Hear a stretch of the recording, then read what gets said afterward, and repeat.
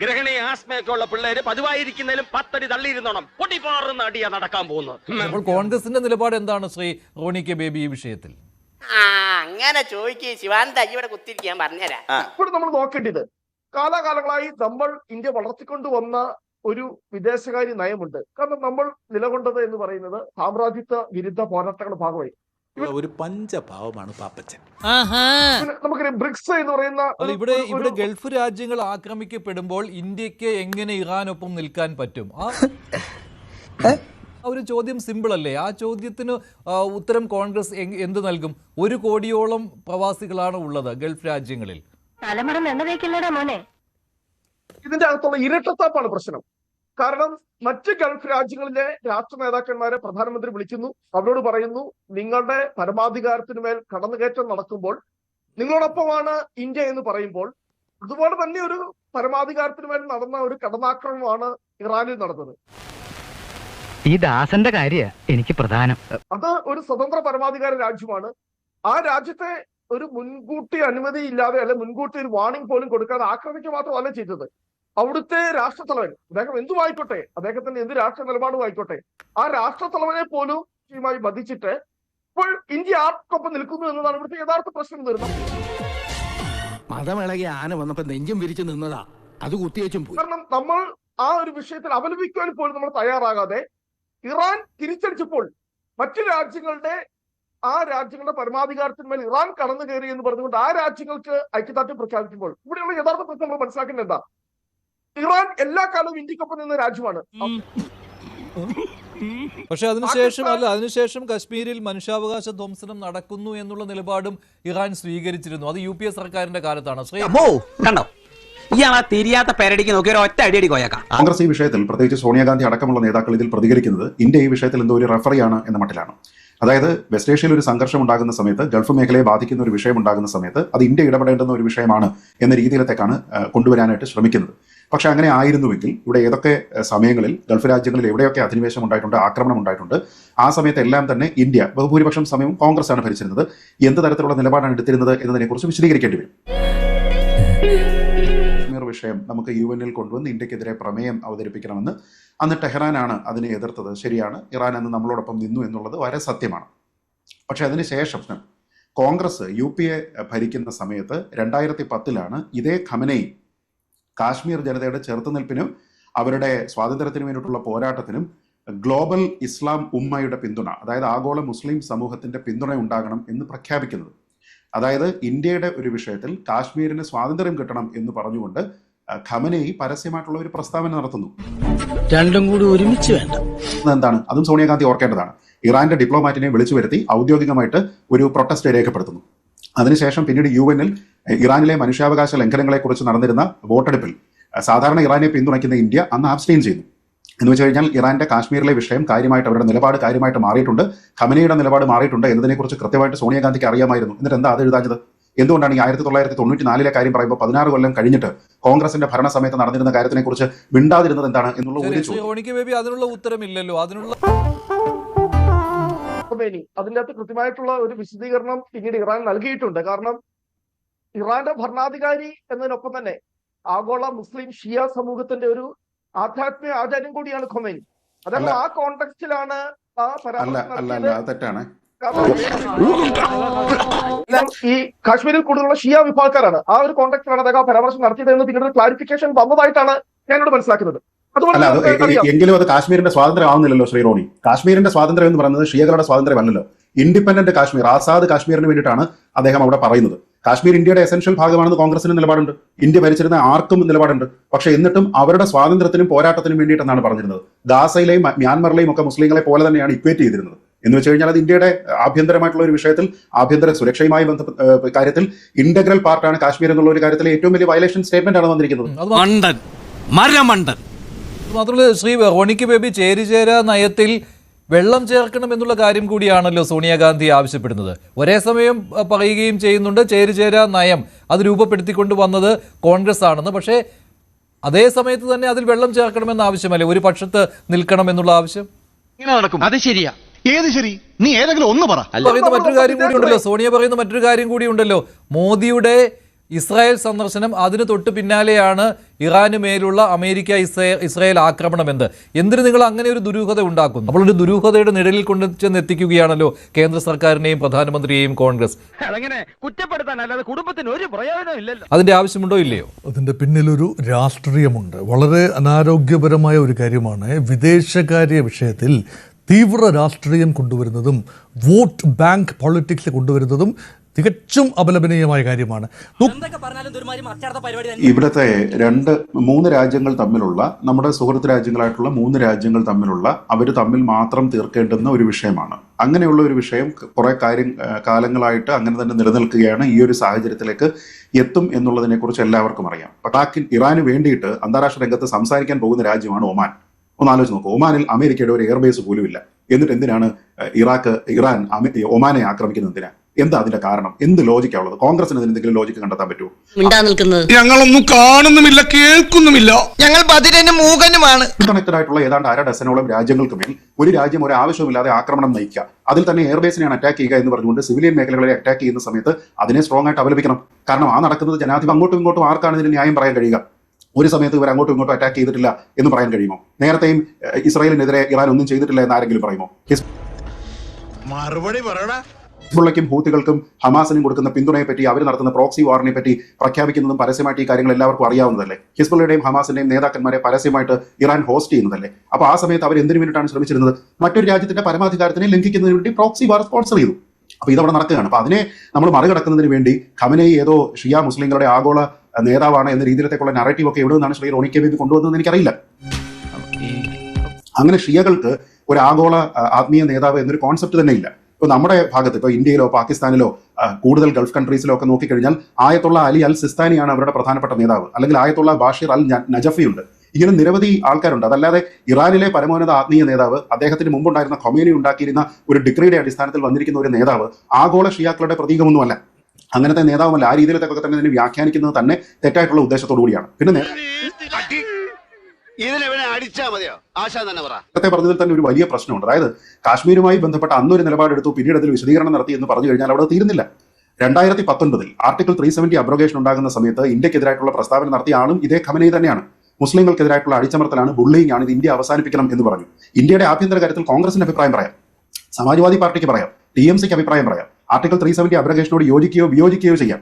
പക്ഷേ എന്ന് കരുതി ഇന്ത്യയുടെ പൂർണ്ണമായും ആഭ്യന്തരമായിട്ടുള്ള ഒരു വിഷയത്തിൽ ആരുടെ കസ്റ്റോഡിയനായിട്ടാണ് ഖമനേയി അതിൽ അഭിപ്രായം പറയാനായിട്ട് വരിക? ഞാൻ പറയാം 2017ലും 2024ലും ഗാസയിലെ മുസ്ലിങ്ങളുടെ അവസ്ഥയാണ് ഇന്ത്യയിലെ മുസ്ലിങ്ങൾ അനുഭവിക്കുന്നത് എന്ന് ആവർത്തിച്ച് പറഞ്ഞിരിക്കുന്ന ആളാണ് ഖമനേയി. അങ്ങനെയുള്ള ഒരു അഭിപ്രായം ഇന്ത്യയിലുള്ള കോൺഗ്രസ്സുകാർക്കുണ്ടോ? ഗാസയിലുള്ള മുസ്ലിങ്ങളുടെ അതേ അവസ്ഥയാണ് ഇന്ത്യയിലുള്ള മുസ്ലിങ്ങൾക്ക് എന്ന് നമ്മൾ പറയാറുണ്ടോ? ശരി, ഒരു കാര്യം കൂടി അത് തന്നെയാണ് ഈ വിഷയത്തിൽ ഇറാനൊപ്പം നിൽക്കണമെന്ന് പറഞ്ഞുകൊണ്ട് കോൺഗ്രസ് ചെയ്യപ്പെടുന്നു എന്ന് പറഞ്ഞിരുന്നതും ഇതേ ഇറാൻ റജീമാണ്. 2020 ഡൽഹി റൈറ്റ്സ് നടക്കുന്ന സമയത്ത് ഇന്ത്യയിൽ മുസ്ലിം വംശഹത്യയാണ് നടക്കുന്നത് എന്ന് പറഞ്ഞു. ആ അഭിപ്രായം കോൺഗ്രസിനില്ല. അപ്പൊ അങ്ങനെ പറഞ്ഞിരിക്കുന്ന ഒരാള് ഇന്ത്യയുടെ സുഹൃത്താണ്, ഇന്ത്യ പ്രതികരിക്കണമെന്നൊക്കെ പറഞ്ഞാൽ ആഗോള കമ്മ്യൂണിറ്റി പ്രതികരിക്കുന്നില്ല. ഒരു കാര്യം ഇവിടെ കൂട്ടിച്ചേർത്തോട്ടെ.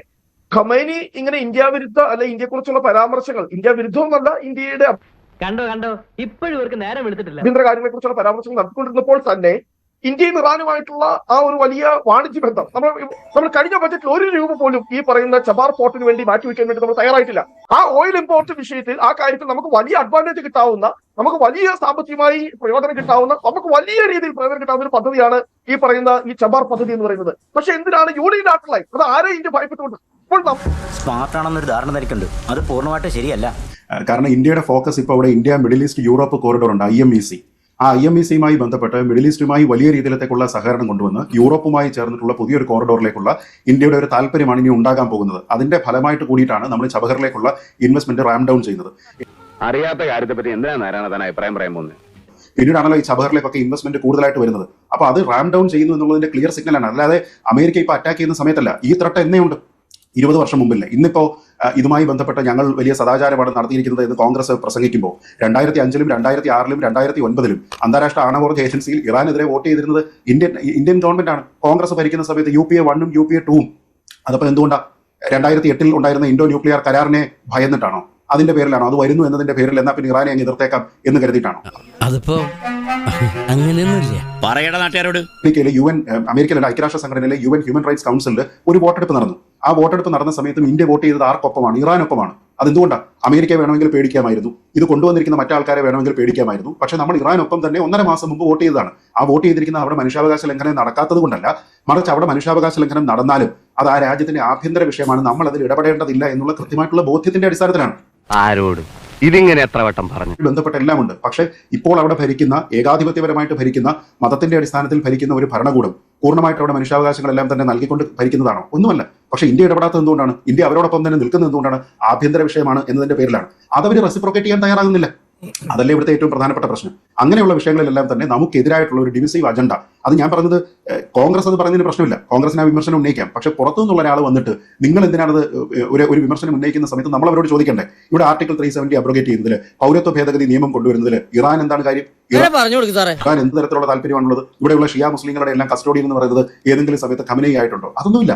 അപ്പൊ ഞാൻ പറഞ്ഞത്, നമ്മൾ അനാവശ്യമായിട്ട് ഏതോ രീതിയിലേക്കുള്ള ഒരു റെഫ്രെയിൻ, ഒരു മോറൽ കോമ്പസ് ഉപയോഗിച്ചുകൊണ്ട് ഇന്ത്യ ഇതിൽ കളിക്കണം എന്ന് പറഞ്ഞു കഴിഞ്ഞാൽ അങ്ങനെയല്ല. നമുക്ക് അവനവന്റെ ഉത്തരവാദിത്വം മറക്കുകയും ചെയ്യും, സ്ഥാപനത്തിന്റെ ഉടമയെ വിമർശിക്കുകയും വേണം. ഒരു ചെറിയ ഉദാഹരണം പറഞ്ഞു നിർത്താം. അദ്ദേഹം പറഞ്ഞു, ഇറാഖിലെ കാര്യത്തിനെ കുറിച്ച് പറഞ്ഞു. 2011 ലിബിയയുമായിട്ട് ഇന്ത്യക്ക് ഏറ്റവും നല്ല ബന്ധം ഉണ്ടായിരുന്നതാണ്. ഇന്ത്യ ഓയിൽ ഇമ്പോർട്ട് ചെയ്തുകൊണ്ടിരുന്നതാണ് ലിബിയയിൽ നിന്ന്. ഇന്ത്യയിൽ UPA 1 വന്നതിന് ശേഷം പ്രണബ് മുഖർജി, മുരളി ദേവറായി അടക്കമുള്ള 7 കേന്ദ്രമന്ത്രിമാർ അവിടെ സന്ദർശനം നടത്തിയിട്ടുണ്ട്. പ്രണബ് മുഖർജി മുഅമ്മർ ഗദ്ദാഫിയുമായിട്ട് നേരിട്ട് കൂടിക്കാഴ്ച നടത്തിയിട്ടുണ്ട്. എന്നിട്ട് 2011 ആഭ്യന്തര കലാപത്തിൽ നേറ്റോയുടെ പിന്തുണയോടുകൂടി ഗദ്ദാഫി വധിക്കപ്പെടുന്ന സമയത്ത് കമാൻഡ് ഇന്ത്യൻ ഗവൺമെന്റ് വിട്ടിട്ടില്ല, ഒരക്ഷരം ഉരിയാടിയിട്ടില്ല. ഇത് ചോദിക്കാൻ എവിടെ പോയി ന്യായം പറയുന്ന ഈ നാവ്? ഏറ്റവും സുദൃഢമായിട്ടുള്ള ബന്ധം, ഇന്ത്യക്കെതിരെ ഒരു തരത്തിലുള്ള എതിർ നിലപാടുകൾ സ്വീകരിക്കാത്ത ഒരു രാജ്യം. ഗദ്ദാഫി കൊല ചെയ്യപ്പെട്ടു, എന്നിട്ടോ ഇന്ത്യ ഒരു അക്ഷരം വിട്ടിട്ടില്ല. 2011 സോണിയാഗാന്ധി UPA ചെയർപേഴ്സണാണ്, സോണിയാഗാന്ധി നാഷണൽ അഡ്വൈസറി കൗൺസിലിന്റെ ചെയറാണ്. എന്തെങ്കിലും ചെയ്തോ? ഒന്നുമില്ല. സദാം ഹുസൈൻ കൊല ചെയ്യപ്പെട്ട സമയത്ത് ഇന്ത്യ എന്താ പറഞ്ഞത്? ദൗർഭാഗ്യകരമായിട്ടുള്ള സംഭവമായി. ഏതെങ്കിലും രീതിയിൽ അപലപിച്ചോ? അത് തെറ്റായിരുന്നു എന്ന് പറഞ്ഞോ? മനുഷ്യാവകാശ വിരുദ്ധമായിരുന്നു എന്ന് പറഞ്ഞോ? തെറ്റായ നിയമങ്ങൾ കൊണ്ടാണ് അദ്ദേഹത്തിന് ഫെയർ ട്രയൽ കൊടുത്തില്ല എന്ന് പറഞ്ഞോ? ഒന്നും പറഞ്ഞില്ല. ഞാൻ പറഞ്ഞത്, അത് ആരെയും ഭയന്നിട്ടല്ല. നമ്മുടെ താല്പര്യം എന്താണ്? നമ്മുടെ താല്പര്യങ്ങൾ സംരക്ഷിക്കുന്നുണ്ടോ? അത്ര മാത്രമേ ഉള്ളൂ. അത് കോൺഗ്രസ് ചെയ്താലും BJP ചെയ്താലും ഞാൻ ആ തീരുമാനത്തിനൊപ്പമാണ്.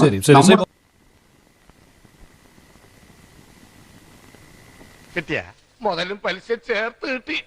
നോക്കൂ, ഏതെങ്കിലും ഒരു സ്റ്റേറ്റ്മെന്റിൽ ഇറാനെ ഇല്ലാതാക്കണമെന്ന് നാളിതുവരെ ഇസ്രായേൽ പറഞ്ഞിട്ടുണ്ടോ? അമേരിക്ക പറഞ്ഞിട്ടുണ്ടോ? അവരാകെ പറയുന്നത് എന്താണ്? Complete nuclear disarmament. 1. 2, nuclear ballistic പദ്ധതികളെല്ലാം തന്നെ അവർ ഉപേക്ഷിക്കണം. 3, അതുകൊണ്ട് തന്നെ അവിടുത്തെ സർക്കാർ മാറണം. അതാണ് റെജീം ചേഞ്ച് എന്ന് അവർ പറയുന്നത്. കാരണം എന്താ? ഇപ്പൊ നിന്റെ കാര്യമായോണ്ട് ഒന്നും പറയാൻ പറ്റില്ലേ. ഇന്ത്യക്കും പാകിസ്ഥാനും ഈ കപ്പാസിറ്റി ഉണ്ടായിട്ട് ഉപയോഗിച്ചിട്ടില്ല. ഇസ്രായേലിന് ഇത് ഉണ്ട് എന്ന് പറയപ്പെടുന്നു, പക്ഷെ അവർ ഉപയോഗിച്ചിട്ടില്ല. പക്ഷെ ഇവിടുത്തെ പ്രധാനപ്പെട്ട പ്രശ്നം, റെക്ലെസ് ആയിട്ട് ഈ കാര്യങ്ങളെല്ലാം തീവ്രവാദ സംഘടനകൾക്ക് വേണ്ടി കൊടുക്കുന്ന, അവർക്ക് ചെല്ലും ചെലവും കൊടുത്ത് നടത്തുന്ന ഒരു സംവിധാനം.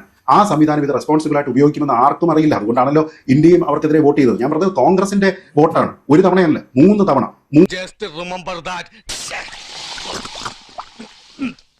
ശരി, ശ്രീ റോണി കെ ബേബി, ആണവ സമ്പുഷ്ടീകരണത്തിന്റെ കാര്യത്തിൽ പോലും ഇറാനെതിരെ നിലപാടെടുത്തിട്ടുള്ള കോൺഗ്രസ് എന്തുകൊണ്ടാണ് ഇപ്പോൾ അതേ നിലപാട് തന്നെ ഇന്ത്യ എടുക്കുമ്പോൾ, മോദി സർക്കാരിന്റെ കീഴിൽ എടുക്കുമ്പോൾ അതിനെ വിമർശിക്കുന്നത്?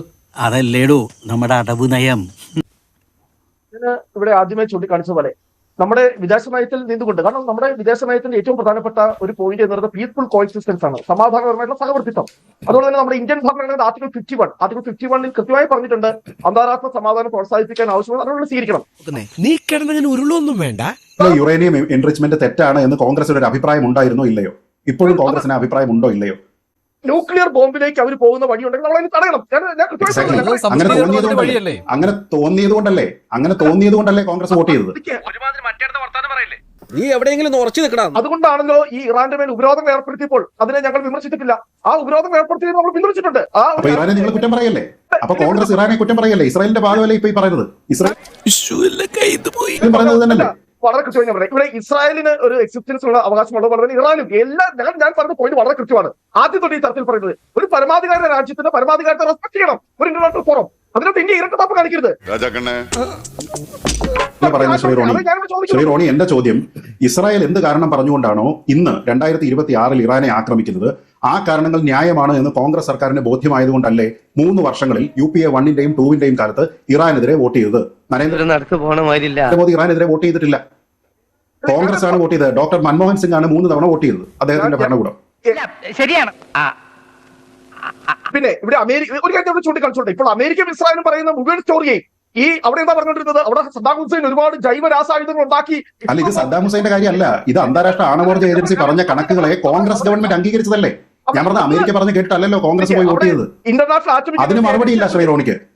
കുഞ്ഞുങ്ങളെ തൊലിക്ക് നല്ല കട്ടിയാണല്ലേ. ശ്രീ റോണിക്ക് അതിന് മറുപടി ഇല്ലല്ലോ. ശ്രീജിത്ത്, എനിക്ക് കൃത്യമായ മറുപടി ഉണ്ട്. ഞാൻ നമ്മൾ എന്തിനാണ് ഇസ്രായേലിന്റെയും അമേരിക്കയുടെ അടിമയായി മാറി? അതല്ലല്ലോ എന്റെ ചോദ്യം. എന്റെ ചോദ്യം അതല്ല. എന്റെ ചോദ്യത്തിനല്ല താങ്കൾ മറുപടി പറഞ്ഞു. എന്റെ ചോദ്യം വളരെ ലളിതമാണ്. എന്റെ ചോദ്യം വളരെ ലളിതമാണ് ശ്രീ റോണി. അല്ലല്ല, എന്റെ ചോദ്യത്തിൽ നിന്ന് താങ്കൾ തെന്നിമാറി പോകരുതെന്നുള്ള ഒരു അപേക്ഷയാണ്. എന്റെ ചോദ്യം ഞാൻ ഒന്നുകൂടി ആവർത്തിക്കാം. 3 വർഷങ്ങളിൽ ഡോക്ടർ മൻമോഹൻ സിംഗ് ഇന്ത്യയുടെ പ്രധാനമന്ത്രിയായിരുന്ന സമയത്ത് കോൺഗ്രസിന്റെ ഉചിതമായ ബോധ്യത്തിന്റെ അടിസ്ഥാനത്തിലെടുത്ത തീരുമാനത്തിൽ ഇറാനെ നമ്മൾ രേഖകൾ മുന്നിൽ വെച്ചുകൊണ്ട് അന്താരാഷ്ട്ര ആണവോർജ്ജ ഏജൻസിയിൽ 3 പ്രാവശ്യം ഇറാനെതിരെ വോട്ട് ചെയ്തത് ഇന്ത്യയാണ്. അപ്പോ കോൺഗ്രസിന്റെ ബോധ്യം എന്തായിരുന്നു എന്നുള്ളത് മാത്രമാണ് എന്റെ ചോദ്യം. വെപ്പൺ ഗ്രേഡിലേക്ക് യുറേനിയം എൻറിച്ച്മെന്റ് ചെയ്യുന്നുണ്ട് എന്നുള്ളതായിരുന്നില്ലേ ബോധ്യം? അങ്ങ് പറഞ്ഞല്ലോ. ഇവിടെ ചോദിക്കുള്ളൂ, ഇറാനെ വിമർശിക്കാൻ കാണിക്കുന്ന ആർദ്രത്വം എന്തുകൊണ്ട് അമേരിക്കയും ഇസ്രായേലിനെയും അതല്ലല്ലോ എന്റെ ചോദ്യം. എന്റെ ചോദ്യം അതല്ല. ശ്രീ റോണി, ഇവിടെ യഥാർത്ഥത്തിൽ സോണിയാഗാന്ധിക്ക് അവകാശമുണ്ട് പറയാൻ. പക്ഷേ ഇതിനകത്ത് കൺസിസ്റ്റൻസി ഉണ്ടോ എന്നതാണ് വിഷയം. കോൺഗ്രസിന്റെ കാലത്ത് എടുത്ത നയങ്ങളുടെ തുടർച്ചയായിട്ട് ആണ് ഇതെങ്കിൽ എന്തിന് വെറുതെ വിമർശിക്കണം? ആ രീതിയിൽ എന്തിന് വിമർശിക്കണം? അപ്പോൾ ഈ കാര്യം ഇപ്പോൾ ഒരു വിഷയമായി കൊണ്ടുവരുന്നതിന് പിന്നിൽ ഇന്ത്യ എന്തുകൊണ്ട് അയത്തുള്ള അലി ഖുമൈനിയുടെ വധത്തെ വിമർശിച്ചില്ല, അപലപിച്ചില്ല എന്ന് പറയുമ്പോൾ ഇവിടെ ചെറിയ രീതിയിലെങ്കിലും ചലനമുണ്ടാക്കാൻ കേരളത്തിന്റെ ചില മേഖലകളിൽ, ആസാമിൽ ചെറിയ രീതിയിലെങ്കിലും കോൺഗ്രസിന് പ്രയോജനകരമാകുന്ന ഒരു രാഷ്ട്രീയ നേട്ടം എന്ന ഉദ്ദേശം കൂടി ഇതിന് പിന്നിൽ ഉണ്ടോ? കാര്യങ്ങളൊക്കെ കൈവിട്ട് പോയല്ലോ. കണക്കുകളെ കോൺഗ്രസ് ഗവൺമെന്റ് അംഗീകരിച്ചതല്ലേ? ഞാൻ പറഞ്ഞ അമേരിക്ക പറഞ്ഞ് കേട്ടിട്ടല്ലോ കോൺഗ്രസ് പോയി വോട്ട് ചെയ്തത്. ഇന്റർനാഷണൽ ആറ്റമിക് അതിന് മറുപടിയില്ല ശ്രീ റോണിക്ക്. ശ്രീ റോണിക്ക് അതിന് മറുപടിയില്ലല്ലോ.